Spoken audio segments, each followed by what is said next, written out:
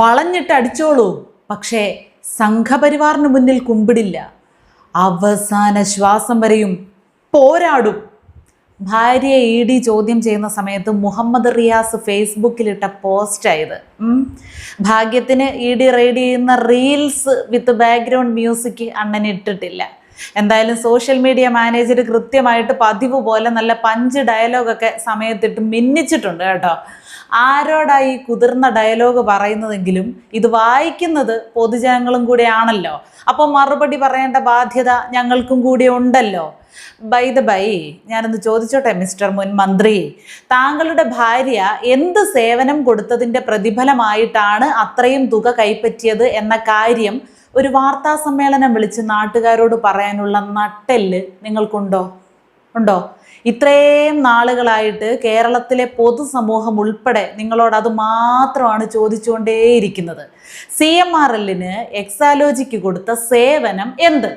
അതിന് ഇതുവരെ മറുപടിയില്ല. അരി എത്ര എന്ന് ചോദിക്കുമ്പോൾ പയറഞ്ഞാഴി എന്ന് പറഞ്ഞുകൊണ്ടിരുന്നിട്ട് ED വന്ന് കാര്യങ്ങൾ തീർപ്പാക്കുമ്പോൾ കൊടിയും പിടിച്ച് EDയെയും മോഡിയെയും തെറിയും വിളിച്ചുകൊണ്ടിരുന്നിട്ട് വല്ല കാര്യമുണ്ടോ?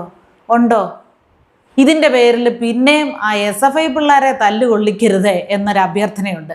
അത് മാത്രമല്ല, അമ്മാതിരി ചോദ്യങ്ങൾ വീട്ടിൽ പോയി ചോദിച്ചാൽ മതിയെന്ന് EDയോട് ഏതെങ്കിലും ഒരു മാമനെ കൊണ്ട് പറയിപ്പിച്ചാൽ തീരാവുന്ന പ്രശ്നമല്ലേ ഉള്ളൂ. അത്രയല്ലേ ഉള്ളിത്. അല്ല മുൻമന്ത്രി, ചോരച്ചാൽ നീന്തി കയറിയ കമ്മ്യൂണിസ്റ്റ് സഖാക്കൾ ED എന്ന രണ്ടക്ഷരത്തെ പേടിക്കാമോ? അത് നാണക്കേടല്ലേ? ഈ ചോദ്യങ്ങൾക്കൊക്കെ മറുപടി താ.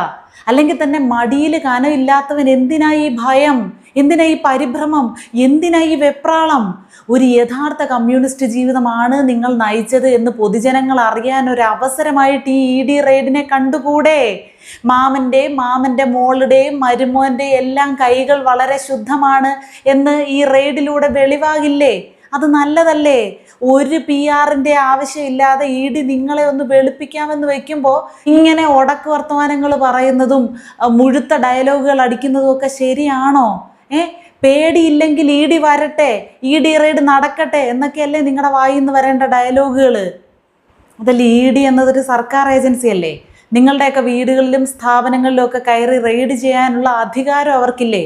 അതോ മാമൻ്റെ മോൻ്റെ ഭാര്യയ്ക്ക് പ്രത്യേക പരിഗണന ഉണ്ടോ? ഉണ്ടാവാൻ സാധ്യതയുണ്ട്. കാരണം ഭാര്യയ്ക്ക് പെൻഷൻ കിട്ടിയ നക്കാപ്പിച്ചു കാശ് കൊണ്ട് തുടങ്ങിയ പെട്ടിക്കടയുടെ കാര്യമല്ലേ? അസ്വാഭാവികതകൾ കൊണ്ട് സൃഷ്ടിച്ച കൂടാരത്തിന് സ്വാഭാവികമായും പ്രത്യേക പരിഗണനയ്ക്ക് അർഹതയുണ്ട്. അവസാന ശ്വാസം വരെയും പോരാടുമെന്ന് പറച്ചിലിൻ്റെ കനം കേട്ടാൽ തോന്നും സ്വാതന്ത്ര്യ സമരത്തിൽ പങ്കെടുത്തതിന് വേണ്ടിയുള്ള പോരാട്ടമാണെന്ന്. ചെയ്യാത്ത ജോലിക്ക് കള്ളപ്പിരിവ് നടത്തി, അത്രയേ ഉള്ളൂ പ്രശ്നം.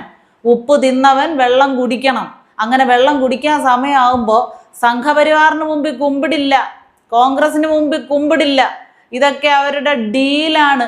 മോഡിയും VDയും കൂടെ EDയെ പറഞ്ഞു വിട്ടതാണ് എന്നൊക്കെ പറഞ്ഞ് കൂടുതൽ നാറാതിരിക്കുന്നതല്ലേ നല്ലത്. ഈ റെയ്ഡ് സംഖ്യ പറഞ്ഞിട്ടല്ലല്ലോ, ഹൈക്കോടതി പറഞ്ഞിട്ടല്ലേ നടത്തുന്നത്. ചുരുക്കി പറഞ്ഞാൽ ഈ കട്ടിട്ടില്ലാത്തവൻ ഇങ്ങനെ കിടന്ന് മോങ്ങേണ്ട കാര്യമുണ്ടോ എന്നാണ് ചോദിക്കുന്നത്. ഇല്ല, അത്രേ ഉള്ളൂ. വേറൊരാളും ആഞ്ഞു പിടിച്ച് മോങ്ങുന്നുണ്ടല്ലോ. പിണറായി വിജയൻ എന്നുള്ള വ്യക്തി ഇമാതിരി ഉമ്മാക്കിയിലും ഓലപ്പാമ്പിലൊന്നും ഭയപ്പെടുന്ന ഒരാളല്ല. ഉമ്മാക്കി ഓലപ്പാമ്പും തുരുമ്പിച്ച വാളും ഒന്നും അല്ല സഖാവേ, ഇത് ED ഉന്നയിക്കുന്നത് രാഷ്ട്രീയമല്ല, ഒരു സാമ്പത്തിക ഇടപാടിൻ്റെ രേഖയാണ് ഇവിടുത്തെ പ്രശ്നം. കേസിൻ്റെ അടിസ്ഥാനം ആദായ നികുതി വകുപ്പിലെ ഇടക്കാല സെറ്റിൽമെൻറ്റ് ബോർഡ് ഉത്തരവാണ്. അറിയാലോ, Cochin Minerals and Rutile Limited എന്ന സ്വകാര്യ കമ്പനി 2017 മുതൽ 2020 വരെ വീണ വിജയൻ എന്ന പിണറായി വിജയന്റെ മകളുടെ ഉടമസ്ഥതയിലുള്ള എക്സാലോജിക് സൊല്യൂഷൻസ് എന്ന കമ്പനിക്ക് 1,72,00,000 രൂപ നൽകി എന്നാണ് കണ്ടെത്തിയത്. അതായത് മാസം 5 ലക്ഷം രൂപ വീതം. ആദായ നികുതി വകുപ്പ് പറയുന്നത് ഈ പണം സേവനം ലഭിക്കാതെ നൽകിയതാണ് എന്നാണ്. ഈ കണ്ടെത്തലിൻ്റെ അടിസ്ഥാനത്തിലാണ് SFI അന്വേഷണവും ഇപ്പോൾ EDയുടെ കള്ളപ്പണം വെളുപ്പിക്കൽ നിയമപ്രകാരമുള്ള അന്വേഷണവും ഒക്കെ വന്നത്. അതുകൊണ്ട് ഈ പറയുന്ന സംഘപരിവാർ വേട്ടയാടൽ എന്ന വാദത്തിന് മുന്നേ ഇത്രയും കോടിയുടെ സേവനത്തിൻ്റെ രേഖ ഹാജരാക്കുകയല്ലേ വേണ്ടത്? അതല്ലേ ചെയ്യേണ്ടത്? വർക്ക് ഓർഡർ ഉണ്ടോ? GST ഇൻവോയ്സ് ഉണ്ടോ? ചെയ്ത ജോലിയുടെ എന്തെങ്കിലും തെളിവുകളുണ്ടോ? ഇത് കോടതിയിൽ ഹാജരാക്കിയാൽ അന്വേഷണം അവിടെ തീരില്ലേ? ഇതൊക്കെ ഉണ്ടെങ്കിൽ കൊണ്ട് ഹാജരാക്ക്. അവസാന ശ്വാസം വരെയും പോരാടുമെന്ന് റിയാസ് മോൻ പറഞ്ഞിരിക്കുന്നത്. പക്ഷെ പോരാട്ടം ഇഡിയോടല്ല വേണ്ടത്, ജനങ്ങളുടെ സംശയത്തോടാണ്. ഒരു സ്വകാര്യ മിനറൽസ് കമ്പനിയിൽ നിന്ന് മുഖ്യമന്ത്രിയുടെ മകളുടെ കമ്പനിയിലേക്ക് പണം പോയത് എന്തിന് എന്ന് സാധാരണക്കാരൻ കുറേ കാലം കൊണ്ട് ചോദിച്ചുകൊണ്ടേയിരിക്കുകയാണ്.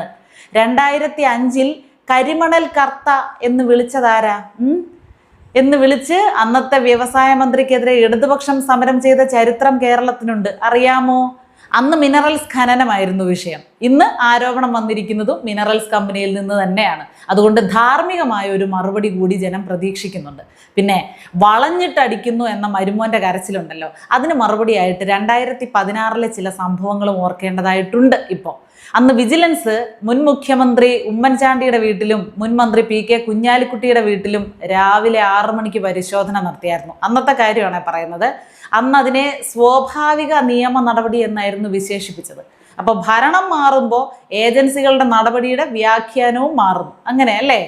ലാവ്ലിൻ കേസ് 1998 മുതൽ ഇപ്പോഴും സുപ്രീം കോടതിയിൽ നിലനിൽക്കുകയാണ്. അതും സംഘപരിവാർ ഉണ്ടാക്കിയതല്ല. സ്വർണ്ണക്കടത്ത് കേസിലെ പ്രതികളുടെ മൊഴികളും കേന്ദ്രം പഠിപ്പിച്ചു വിട്ടതല്ല.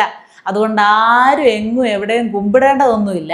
തല ഉയർത്തിപ്പിടിച്ച് നിൽക്കുക തന്നെ വേണം. പക്ഷെ അതിനു മുമ്പ് കൈ ശുദ്ധമാണെന്ന് തെളിയിക്കണം, എന്നിട്ട് വേണം ഉയർത്താൻ. കോടതിയിൽ രേഖ വെച്ച് നിരപരാധിത്വം തെളിയിക്കണമെന്ന്. അങ്ങനെയാണെങ്കിൽ കേരളം മുഴുവൻ നിങ്ങളുടെ കൂടെ നിൽക്കും. അതുവരെ ഈ സംഘപരിവാർ എന്ന രാഷ്ട്രീയവാദം ഉന്നയിച്ചാൽ ജനങ്ങളുടെ യഥാർത്ഥ ചോദ്യങ്ങൾക്ക് ഉത്തരമാകില്ല.